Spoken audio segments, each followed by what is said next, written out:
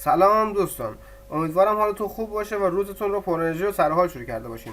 امروز با جلسه اول دوره مقدماتی زبان برنامه‌نویسی C++ در خدمت شما هستیم و میخوایم دوره رو معرفی کنیم و بگیم که چیا قراره بگیم. C++ یکی از زبانهاییه که خیلی کاربرد داره و تقریبا خیلی شبیه زبان مادر C هست، اما با یه سری از تفاوت‌هایی که داره. میخوایم معرفی کنیم که تو این جلسه قراره چیا رو آموزش بدیم. این مواردی که میبینید Basic Concepts یا مفاهیم پایه‌ای رو باید یاد بدیم، مثلا عملگرها، چجوری ورودی بدیم، چجوری خروجی بگیریم و اینا.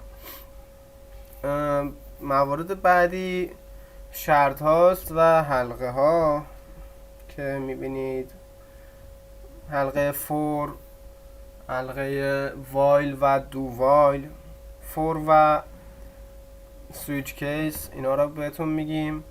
تو موارد بعدی میایم راجع به آرایه و پوینتر حرف میزنیم، آرایه دو بعدی و ماتریس ها، و مرحله آخرم فانکشن ها رو معرفی میکنیم که چند مدل فانکشن داریم با دیتا تایپ های مختلف و همین موارد.